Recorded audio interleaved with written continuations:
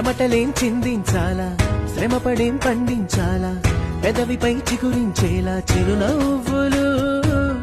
కండలను కరిగించాలా, కొండలను కదిలించాలా, చచ్చి చెడి సాధించాలా సుఖశాంతులు.